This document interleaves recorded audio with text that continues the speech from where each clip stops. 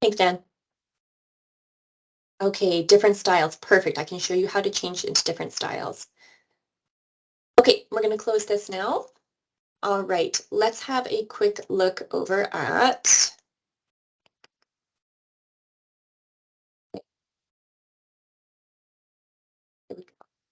All right, so let's get started then.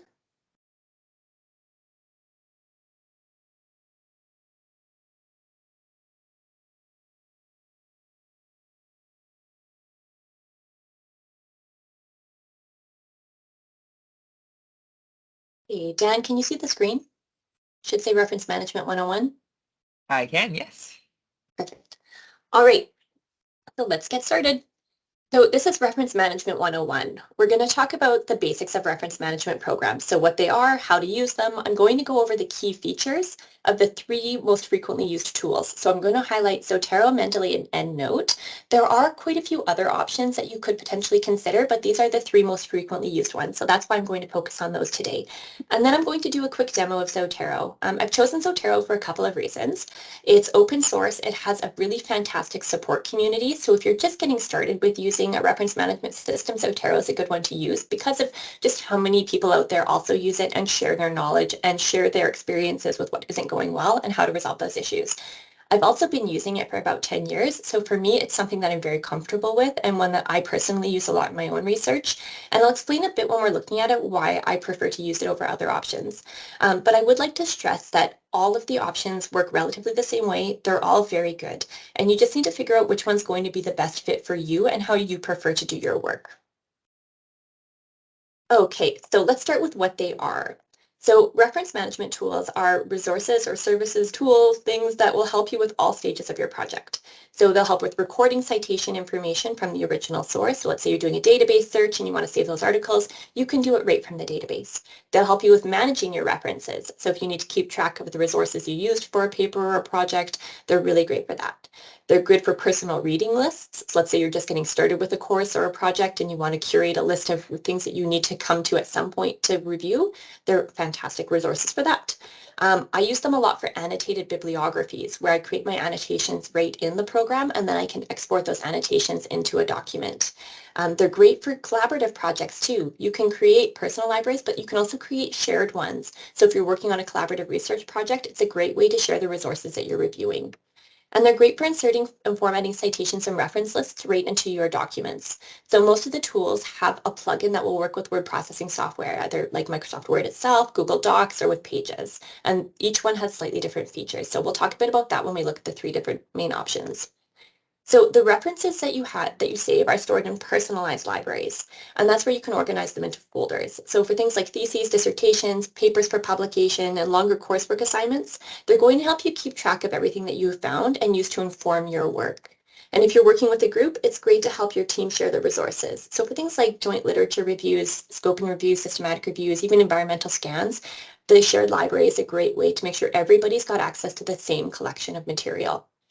With most of the tools, you can attach PDFs directly to them, and you can also tag and note, you can tag and add notes to most of the content as well, which can be really helpful when you're classifying your content or trying to assign themes or codes to the content. Most reference management programs will have a plugin for a word processor, so you can add your citations right in there. And if you're the kind of person that writes your paper and then you rip it all apart and restructure it, that managers will help you keep track of which ones are still in the paper. I find that's often the last step that I have to do is just make sure that everything in my reference list actually matches up with what's in the paper. If you're using the plugin, it's going to help you do that. So it'll just make it a lot easier. Most of the tools have thousands of citation styles. So whatever style it is that you need, chances are they've got a structure there for it. And you can also create custom styles because some journals will require their own in-house system for citation. You can create a template for that and apply it to your reference list. So that's also a really helpful feature. Most journals now will create a citation style and have it in the library for a reference management system. Like Zotero is really good for that. So it just simplifies the process for you. They make citing your sources fast and easy, which is exactly why I started using them and why I would encourage everybody consider using them.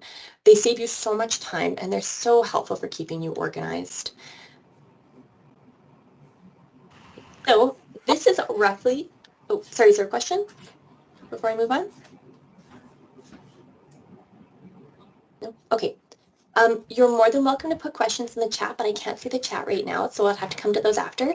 But by all means, please feel free to unmute yourself and stop me if you need me to cover anything in more depth, okay?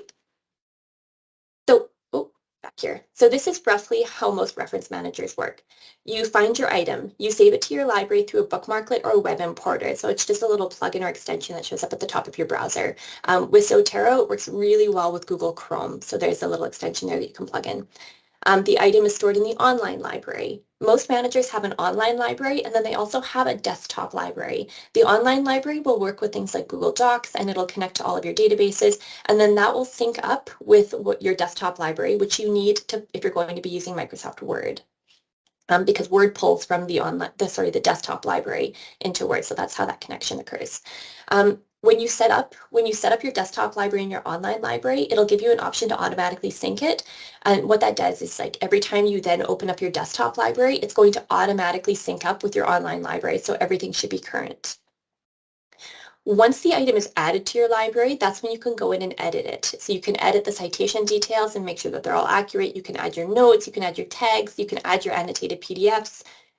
That's where like all of the magic happens. Then when you're ready to use the citation, you can then export the details in so many different citation styles. So you can export it directly from Zotero, or you can use the plugin to export it. Okay. I think that's all I wanted to cover there. I did want to emphasize, though, that although the tools all work roughly the same way, some of the key features might be a little bit different. So I will show you in Zotero. They're roughly similar in Mendeley and Endnote, but there might be some subtle differences. So I would definitely kind of focus on what sort of features are most important to you, and then just do a little bit of searching to see what that feature is going to look like and how it functions in the other tools if you're considering using something other than Zotero. Okay, so let's do a quick comparison of the three main options. So I've got Zotero, Mendeley, and Endnote here. So let's do Zotero first. So it is free and open source. It does have limited capacity though. If you're sharing a large group library and you're attaching documents, that can be a problem. One of my libraries right now is using the vast majority of one account's free storage. So I've had to upgrade that one. But for most projects, you should be fine with the amount of space in the free storage. There's a bookmarklet to save directly from the browser. You can grab articles, books, book chapters, websites, everything. Zotero and Mendeley both do a really good job of capturing any sort of information that you have available to you. There's a backup and sync via an online account. Zotero has plugins for Word, OpenOffice, LibreOffice, and works with Google Docs. There's a mobile app for iOS and Android. There are PDF options. So if you have PDFs on your desktop, you can click and drag them into Zotero and it will grab the metadata from the article itself. So if the title is clearly identified, the author, any other details like volume, issue, all of that, it will grab it. You should cross-reference it with the actual document to make sure everything's accurate, but it does a pretty good job of getting it. So for newer articles where the metadata standards are more diligent, it should be pretty good. For older content, it might be a little bit harder to grab all that, but it's definitely good to know that it is an option. You can also attach PDFs to your Zotero library. If you're attaching PDFs, you do want to keep the library private for copyright reasons. If you're sharing the library with other people, if they're within the same organization as you and they have access to the same licenses and subscriptions, like if they're all AU people, you should be fine. But I generally err on the side of caution, and with group libraries, I do not make them public. With a group library that has PDFs, I won't make that public. So I keep the PDF separate in that case, but we'll usually include a URL to get to the full text. Okay, now a couple differences here. So I'm not going to go through all of them. I'll just highlight a couple of the differences. Mendeley has a desktop client with a web importer, but it does not have a mobile app. It has plugins for Word and OpenOffice. It doesn't work. It does not work with Google Docs, unfortunately, not yet. And it has partial Word for Mac, but does not work with Pages. You can do a group library here as well, but same caution, if you're going to make it a group library, be really careful with those PDFs for copyright reasons. Okay, and then Endnote. Endnote has two versions. There's a free version, which is their basic model, and then they have the paid version, which has all the bells and whistles. So here I'm just highlighting the free version. So it does not have a desktop application. It's only online. Does have the web importer, which is good. Endnote is the only one that works really well with Pages. So if you're a committed Mac user, you might need to consider this. It has Apple apps for mobile use. It does not have the same PDF options as the other tools. It's a little more restricted there. It has a very small capacity for PDF storage, and it will not capture websites. So the website one is kind of important if you're doing things like scoping reviews, environmental scans, or content analyses where you need to capture what's on that site.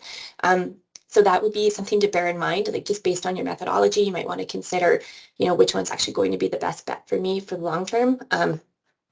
The paid version does have all of the plugins for word processors. So you do have a lot more options there if you do go with the paid version. And this one, EndNote Basic only allows for private library, so there's no sharing option there. But for the paid version, you can have a shared library.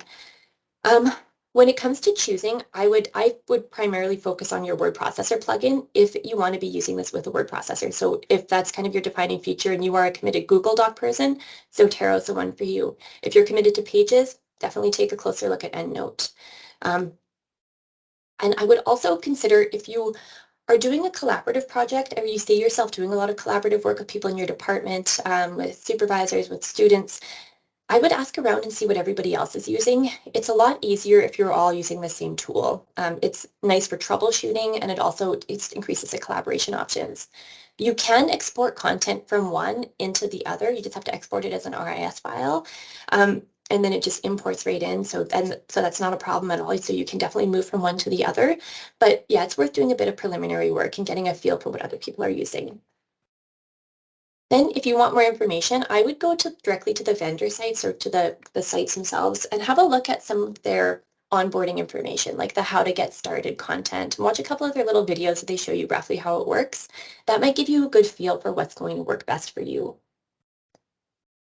And I love the Wikipedia comparison page. It's extremely up to date, so that's generally where I go first if I'm trying to get a bit of a read on what some of the different tools are and what sort of features they might have. Okay, any questions before I jump into a Zotero demo? Hello, I'm just wondering where we can access the recording of this workshop when it's over. Oh, okay, when it's over, it's going to save to my OneDrive, so I will just grab the share link and I will send it out to everybody. If you could put your email addresses where you'd like the recording sent in the chat, I'll pull that after and I'll make sure it gets out to everybody. Perfect, thank you. Welcome. Okay, Zotero. Okay, so just before I start there, when you upload Zotero, or sorry, when you download it, it's going to give you this desktop app. So you'll see right here on my desktop, I've got that there. And then you also have your online library. So you just go to zotero.org, you log in, and then it's there. It is set up to automatically sync. So I'm going back to my desktop now. You can see this little green arrow in the top right-hand corner. It's very tiny. It automatically syncs as soon as I open my desktop version. So now whatever's on my desktop version is going to be exactly what's on my online library. When I'm doing my searching and I'm saving resources, I do like to keep my online library open. The issue I encounter most frequently when I'm using a reference management program, like when I'm using Zotero, is I will get a can't download to Zotero right now, online library not available, like some sort of message like that. All I have to do then is just in a new tab, open Zotero, log in, check that it's there and everything's good, and then go back and re-download everything. Okay. So let's have a quick look at how to add some items first. So we'll go through I'm starting my search, how to add it, and then I'm going to show you some of the features in Zotero. So here I'm just in Google Scholar. This would look exactly the same if you were in a database. When you're on a results page, you'll see my little bookmarklet here up at the top right-hand corner is giving me this little yellow folder. So you get a yellow folder when you have multiple items on the page that you can download, or you get a little page icon. It's just a little white rectangle that has some scribbles on it. If it's one specific item, you'll see the Adobe symbol if it's a PDF, and then the symbol will change depending on the type of resource that you're looking at. I'm going to click on my little folder here. And then you'll see it's pulling the titles for all of the resources that are currently on this page. So I can select the ones I want and then click OK. And then we should see up here, it's giving me an option to save to my library. If I drop down, I can pick any other library that I want. And these are all the folders that are currently listed in my Zotero library. So you can see here, it's grabbing the title and the little white icon is showing me that this is an article, and it's grabbing me a snapshot of the page. The second one here is an article and it's grabbing me the PDF. So we've got the little Adobe icon. This one here is probably a conference proceeding because we can see little people with a paper. So people getting together to talk about a paper. It's grabbing me the PDF and it's also grabbing me a snapshot of the page. Okay, now you'll see that it goes from gray text to black text as it's added. So there we go. Now snapshot is added. I'm going to come back over to my library. I'm going to refresh this. Oh, I didn't even need to. It was actually just showing up there. Okay, so I'll log back in. And then under this column here for date added, you can see those 3 items that I just selected. They're showing up at the top of my list now. So it's an immediate add there. Now, if I go over to my desktop library, I'm going to sync one more time. Oh, again, don't need to. It's already syncing. So it's already grabbed those 3 items for me at the top of the list. So that sync has automatically occurred. Okay, so I'm just going to go through the Zotero library here and show you left to right roughly how all of these different options work. So on the left-hand side of the screen, we've got our main folders. So up the top, I've got my library. So that's my personal library that is not shared. Then under my group libraries, you can see I've got all of these different shared libraries here. Under each of these folders, I've got here, actually, let's just stay up here in my library.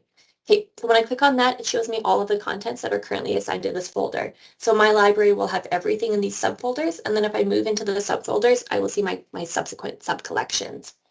Now here I've got a little icon that shows me what they've identified this as. So we've got a little podium, so that's probably conference proceeding. And then we've got the papers. If we scroll down here a little bit, we've got, this is actually a site item, little book for a book. So they're pretty, it's pretty obvious what most of them are. If I click on the item, okay, it's going to pull up all of the info on the right-hand side of the screen. So over to the right, I see the item type. I've got the title, authors, the date, the preceding titles, conference. Let's have a look at an article. Let's have a look at an article that actually has all the information here so I can show you that. Okay, so we've got a journal article here. So it grabs the volume, the issue, the pages, the date. In theory, it should be grabbing all of that information that you would then use in a subsequent citation. Okay, if you wanted to change the item type, like let's say, for example, this flag, this is a journal article, but you've had a look at it and you can tell that it is very clearly a presentation, then you can change that. And all of these facets here on the left are going to change to reflect the fields that you would need to cite that specific publication type. Like if I flagged this as a video, it's then going to ask me on what platform is that video, and there I would cite like, oh, it's in YouTube, because I know I need that information, or it knows I need that information for like an APA citation. So it'll account for that sort of stuff. Notes, this is where you can add notes to yourself or to team members if you're working collaboratively. Same with tags. So tags are searchable. So if you use a consistent set of tags, you can use those tags to pull all of your things together that have a specific theme. Actually, I'll show you an example of that. Do you want to show you the attachment field first? Okay, so I have to go up to one that actually has an attachment. So you can see in this last column here on the right, I've got the little paper clip or item attached, and it's showing me here if I've got something attached in that field. So here I've got a snapshot. So I've got the little black camera over the website. So that's a snapshot of the screen. I have a PDF icon here. Down here, I've just got this little, these interlocked chain loops, so that's a permalink. Okay, now if I go here and under attachments, it should show me, yeah, I've got full text here and a snapshot. And in this case, it looks like it's actually described a snapshot of the full text and not actually the PDF. So might need to look into that and see what's going on there. Okay, now I wanted to show you quick notes and tags. So this is a group library that I worked on with a few faculty members, and it's I think probably the best example I've got of the use of tags and notes here. Okay, so for this one, what we did was I created a note for folder. This is kind of like the read me or read first note that explains, yeah, so this one is supposed to explain the contents of the folder and what should be added here and what the rationale was behind the inclusion. Then if we go under the individual items, they have little notes for why this item was selected. And that was because we did this together as a team of 5 different people. So we needed to have that rationale behind, why did we determine this one to be relevant? What made it special? Why is it worth holding on to? Then under the tags here, you can see that we've identified them with some specific tags related to audience. to the theme, which were pulled directly from the research questions. And then we also tried to highlight keywords that we felt were relevant. And we did this by deciding as a team beforehand what would be some appropriate terms or some appropriate tags that would help us with determining what information was going to be most useful for us on the next stage of the project. Okay, and then here under attachments, here we've got an example of a snapshot. And you can see here we've got a couple different icons that we haven't seen before. We've got the little video camera here, so that tells us it's a video. And then there's another one that looks like a little webcam, but it's actually like for podcast. Okay, any questions about this so far? About the layout of the Zotero page, about notes, tags, the info collected? Hi there, it's Melissa. So I have my Zotero open and then kind of comparing it to yours. So at the top of mine, I have my library, and that's set up as a new library. And then under that, I have collections. But on my end, I don't see group libraries. How do you add a new group library? So you have to go to your Zotero account. So I think you go to, might have to go to either groups or your account. And then here you have to create a group. Yeah, so sorry. Go up to groups, and then under Zotero groups, you go to create a new group. And then in there, you create the name for your group, and then you choose the specific parameters for it. And then once you go to create group, it's going to give you the option to invite people to that group. And then as soon as you have some groups added, then it should be showing up under your web library. Okay, that's great. Thank you. I see that now. Thanks. Welcome. Okay, so if you want to cite directly from here, you highlight the citations you want, and then you use these little options right at the top of the screen here to do that. So the little double quotation mark with the lines beside it, that's your in-text citation. When that pops up, you then use the drop-down menu to pick which one you want. So the most frequently used ones are going to show up at the top unless you set it to show some different preferences for you. And then here they're noting that they've got 10,300 plus other styles available. So you can click on that and then you could do a search and see if you can find the style you're looking for. Okay. Now this isn't perfect. Obviously, if we were going to put this, all 5 of those in one citation, we need to clean this up a little bit and remove the parentheses from between these. But it gives us a rough overview of what they should look like in text. Okay, so we can copy that to a clipboard and paste that in. For the bibliography, it's just the stack of books. Same thing that shows up here. Okay. One thing I really like too is this APA 7 with abstract. If you're doing like a systematic review or a scoping review and you want to pull the articles that you've already flagged and you want to just have one document where you can go through the citations and read the abstracts, this one is really handy for that.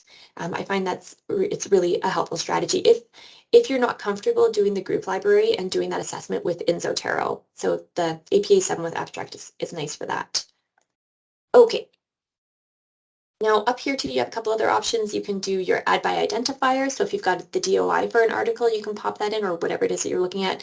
The DOI will automatically port that information in for you. We've got the standalone note, so that's really good for a README note. This one is add to collection, so just adding something new, garbage, something, and then export. So if you wanted to export into a different file type to import somewhere else, you can just do that very easily right there. Okay, and you can also amend these different columns to show whatever it is that you want. I really like having the title, the creator, and then the date added, the date and date added, because it helps me sort through like, oh yeah, what did I just add in here? And then that way I can organize that into whatever folders I need them into. All right, let's just have a quick peek at the desktop version. You can see here that it is the same. The only big difference here, and I really wanted to highlight this for those of you who might be doing systematic or scoping reviews, the duplicate. So deduplicating your content, your collection, is a really important step when you're doing your systematic and scoping reviews. In the desktop library, once you've got this open, it's going to note the duplicate items by library collection. So you'll see here, I've got a separate duplicate items for each one of my group libraries, but I only have one duplicate item for my entire library up here. So even though I've got all these subfolders, I can't do the duplicate by folder. So if you go into duplicate items, highlight them for you and organize these by creator so I see them right next to each other. Okay, when you're looking at them, You can jump from one to the other and compare the details on the right-hand side in the information panel and determine whether or not they are in fact the same thing. You do want to be careful because sometimes people will give a conference presentation with a similar topic to a paper they've subsequently published. So you want to make sure that if it's important that you keep both of those items, you want to make sure you don't merge them. But if they are the same, you can go ahead and merge. Then it's going to consolidate those records for you. And then you've only got the one item now. So then you would just go through, carefully check if they're the same, then you go ahead and do your merge. Any questions about that or about the desktop version?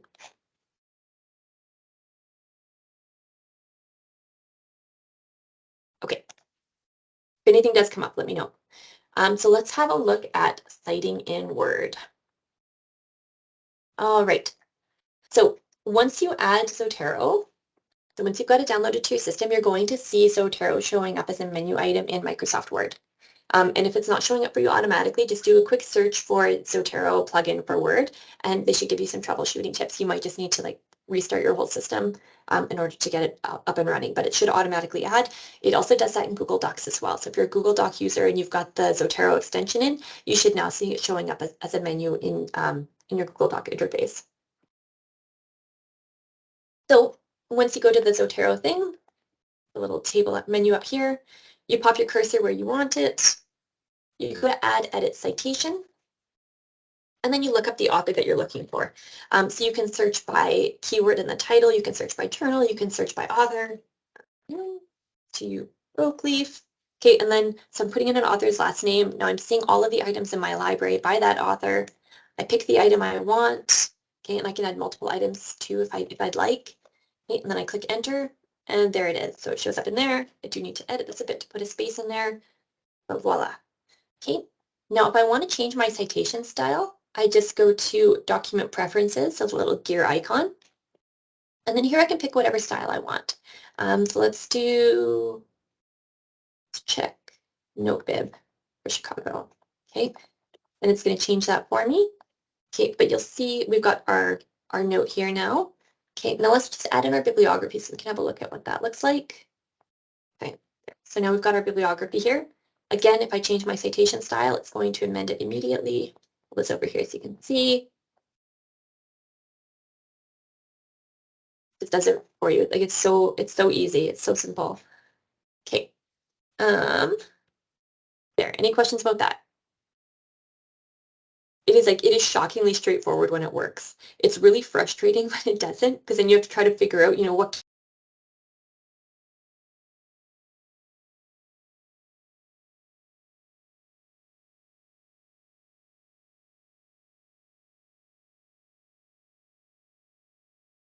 But are you there? I am. Can you hear me? Yeah, you cut out for a second. Yeah, I just got the hold on, we're reconnecting you to the meeting. Okay. So you'll see here that they've got a pile of different citation styles here.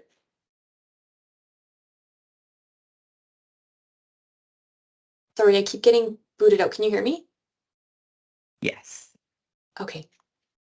Yes, you can change to whatever style you want, and then again, just go to the Manage Styles if you want to add more in. So if we go to Manage Styles, it's going to give us a significant, this huge list. Then we just go to Get Additional if you have other ones that you want to add in there. Okay. Any questions about that?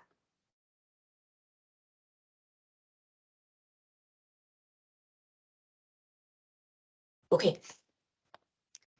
So basically what happens is you go to the vendor you want, to the site you want, you find the citation style that works for you, you download it, you set up your library, you set your preferences, make sure you select to sync so that your desktop version matches your online version.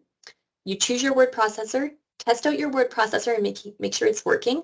I like to add, when I'm starting with the system, I add a couple citations and then I just go in and I automatically just pop all of those titles and authors in to make sure everything is working seamlessly. That way I can troubleshoot before I get started with my paper and just, get really comfortable with it early on, test out a bunch of different features. That way you're not trying to figure it all out when you're an hour away from having to submit your paper. So this is all I had planned on covering today. We went through it pretty quickly. So if you do have other questions, if there's something specific you wanted to look at, we could do that now.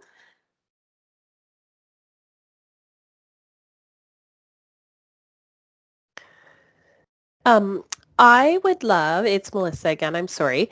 I was doing it with you as you were going, but I am running into those tech issues, it appears, when I'm trying to do the in-text citation in Word. Would you be able to walk through that one more time? Absolutely. Thank I you. can If do there's that. other questions that other people want to ask first, that's okay. Well, we've got Word open, so let's have a look at that. Okay. All right, so I'm just going to delete all this so we can have another look at it. Okay.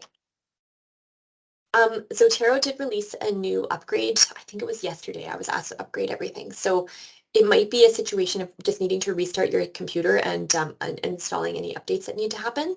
Okay. So yeah, so I put my space in and then I go to add edit citation and then I pick the authors I want. Let's go with Oakleaf, I think because she's got so many articles. So I'm going to grab her. I'm going to add in a second one too so we can just have a look at what two look like. Okay. I just pop those in, enter. Okay, and I've got those. Then I can go to my add edit bibliography and it pops it in there for me. It does need to be checked here though, because you can see here I've got uppercase for all of my keywords here in this 2016 citation, and that's not appropriate for APA 7, so it does need to be cleaned up a little bit. But for the most part, we've got the right structure here. And then if I wanted to change the citation style, I would go to document preferences, and then I would pick my new style. Just for kicks, let's go with Vancouver, which is my least favorite citation style for what it's worth. Okay, and then it changes it over to Vancouver for us.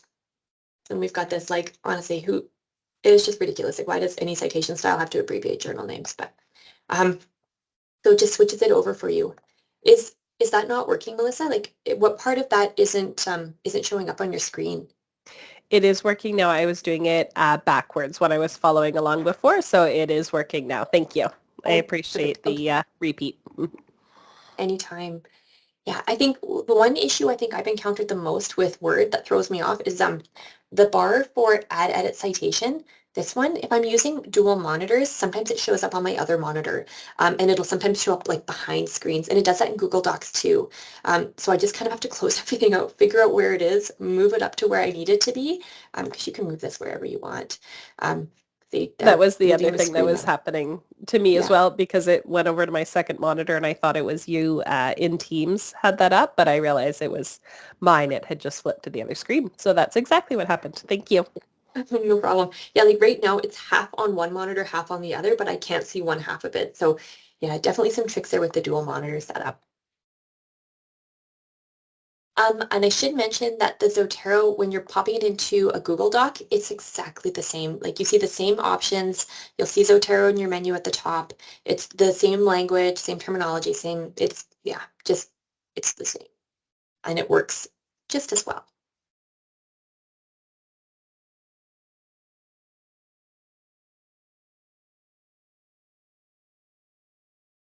Okay, is anybody interested in looking at a library database and how to pull in citations from there?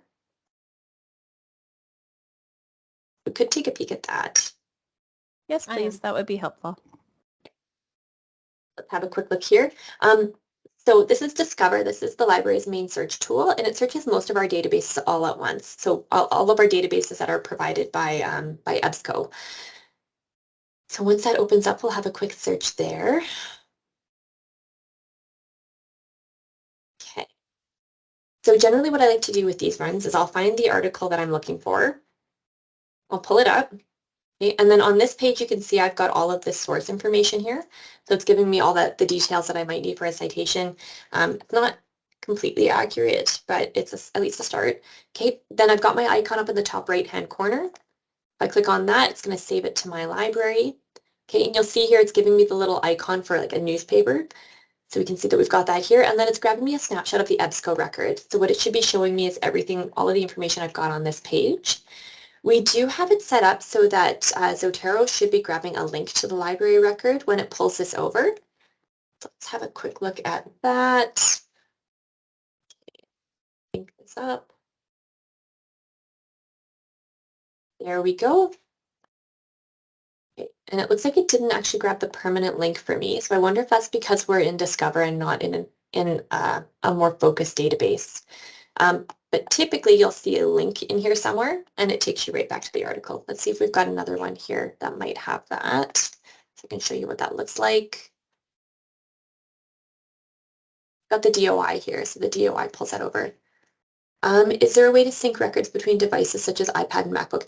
Yes. So when you put it on, like I've got Zotero on my phone too, so and on my Kobo as well. So when you put it on your other devices, it'll ask you for your username and password, and then you can, you do that, you're setting up your library and you're picking your preferences. And if you pick up automatically sync at opening, it's going to sync up all of those records for you. So it'll all be through the same Zotero app. And it does have the mobile app. Mendeley does not have the mobile app yet.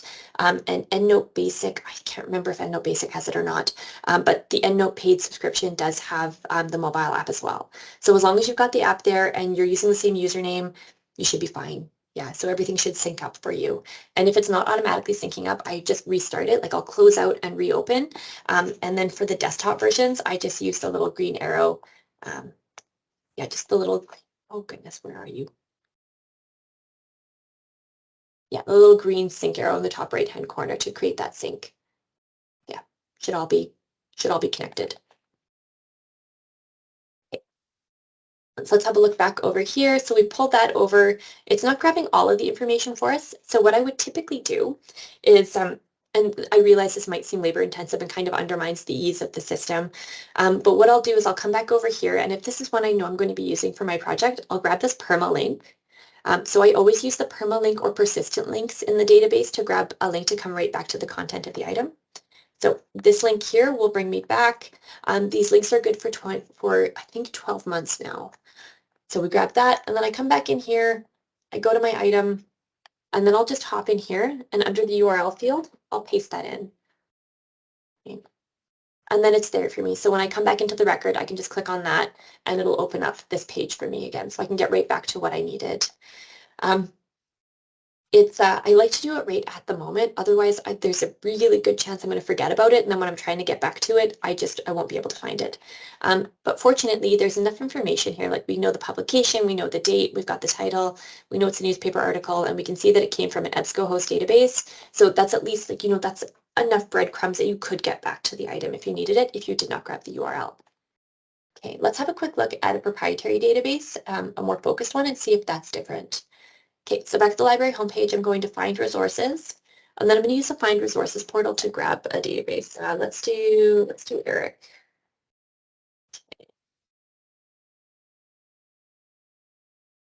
Go. I'm going to go to Eric through EBSCOhost.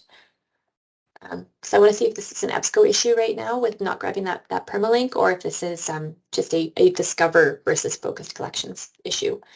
Okay, let's do Afghanistan and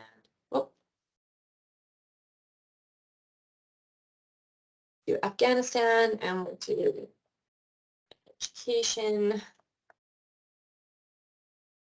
search, general. Okay, so here now, I don't know if you noticed, but when we were on the Discover search, when we were on the results page, I'm just going to go back here because I just want to show you the difference here. This one is giving me this little kind of blank icon. So it's a web page with a snapshot. But now that I'm in Eric, so I'm in this more focused collection, I'm now seeing the folder, which is what I would expect to see in a database. So it's interesting that it's not working in Discover. Okay, so now I've got the folder icon. So I've got the items here that are showing on my first page of results. I pick the items I want. I click OK, and it's going to add it to my library. Okay, so it's grabbing me 2 articles and a report sheet. Okay, now they should be all uploaded now that they're showing up in bolder text. Okay, now if I come back here, it should refresh for me. Okay, there we go. So now I've got all 3 of those showing up at the top here. And it's still not grabbing the URL. Interesting. Well, that's a bit frustrating. Okay. At least here it is grabbing more accurate information though. So I've got it's giving me the right item type. It's got the title for me. One thing you could do, and I haven't done this in the past because I'm a little bit lazy on this front. I could just change all of this to be sentence case right now, and then that way when I cite it as APA, I won't have to worry as much about this being uppercase and having to change it in the bibliography. But that might be just a step too much for a system that's supposed to be a little bit easier for me. I think I'd rather just proofread my references and fix it then. Yeah, so we've got title, we've got our authors, we're grabbing volume issue, and yeah, here, the URL, this is where I would expect to see the link, but it's not showing up there. Okay, so in that case, again, I would do the same thing. I would just come back to the item and I would grab the permalink for it. So just click on the title again, permalink, and grab it there. Now, in older systems, if the Zotero plugin isn't working or the Mendeley plugin, you can also do the export. You can see this export option on the right-hand side. And then here you can do a direct export in an RIS format, and then you can pull that into your reference management system. The bookmarklet, though, is just so much easier. So I'd recommend going with a tool that has that. It's just going to expedite your process, make it a lot simpler. Okay, we have time for one more question if anybody has one.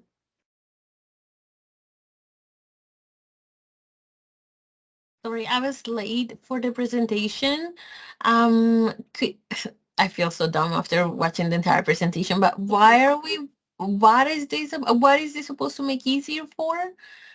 What is Zotero and all those gonna do to me? Like, help me in? Yeah, so I can give you an example of how I've used it in other projects. So for things like theses and dissertations, when you're dealing with a huge collection of literature and you need to keep track of everything that you've done, or everything that you've read or looked at or considered from the start of your project through to the point of like either your candidacy or your actual dissertation defense, and the paper itself and any papers along the way, it helps you keep track of all of that content. If you're working in a group like this one here on accelerating vaccine confidence, for this one, it was a tool that allowed 5 of us to collect and curate all of the information we needed for the project. So we were looking at creating a collection of resources for youth. So we were trying to co-create OERs with teen girls. So this was a way for us in this consumer folder to collect all of the resources that we thought could be relevant for this audience. And it was a way for us to communicate with each other and share, like in this recommended resources folder, like why we think this one is good. So we used the notes and the tags here, that one doesn't have a note, this one has tags, to identify, this is good for these reasons. Like it fits with this theme, it has a video, it has this particular reading level. We've assessed it on a rubric and it's a tier 1 resource. So it made it easier for the 5 of us to create this shared collection of material and to be able to communicate with each other about the value of each of these individual items. And then within this scholarly folder, because we also needed to do a literature review for the papers, for presentations, for any subsequent publications that come out of this, we needed to have all of the resources, or we wanted to have all of the resources that we considered in a shared library.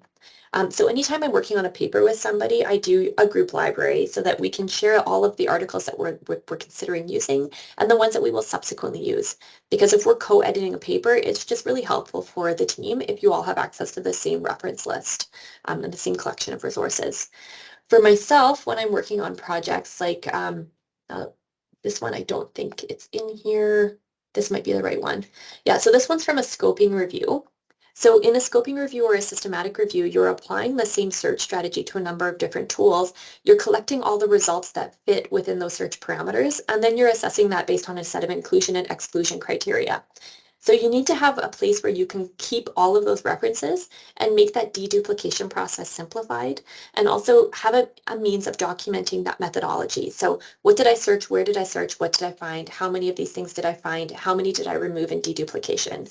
So having a tool like this kind of helps you keep track of all of that, helps you walk through the process, and gives you a means of tracking that progress as well.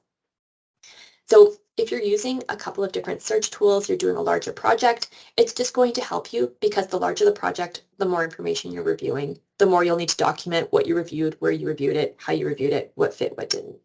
So good for that. Awesome. For smaller papers and projects, I don't know if you necessarily need it, but I don't think it hurts. Awesome. Thank you so much. Actually, I can see why it will be so useful. Thank you. And can you keep this even after school? Like, or when you're like off school, you cannot access this anymore?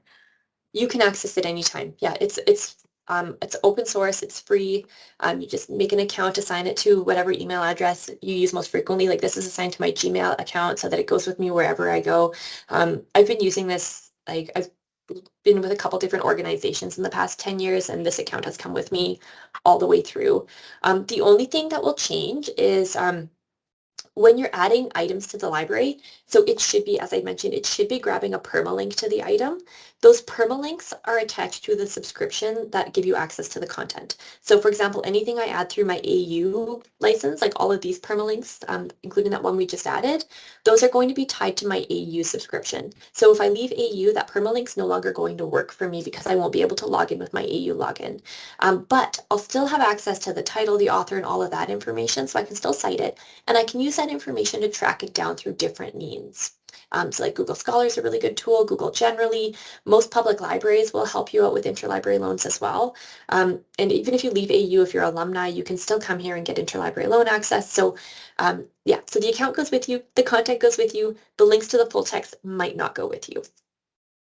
Oh, that's amazing. Thank you so much for the presentation. Oh, you're welcome. And it is recorded, so if you put your email address in the chat box, I'll make sure you get a copy of it after. I will, thank you. Any other questions at this time? Okay, I'll send the recording out to everybody. My email address, my signature will be there, so don't hesitate to hit me up if you have any other questions or if you have any trouble and you want to talk through some things that you're trying to navigate, trying to figure out. I have used Mendeley a lot too, so I can help you out there as well. Yeah, so anyway, just let me know if you have any questions at any time.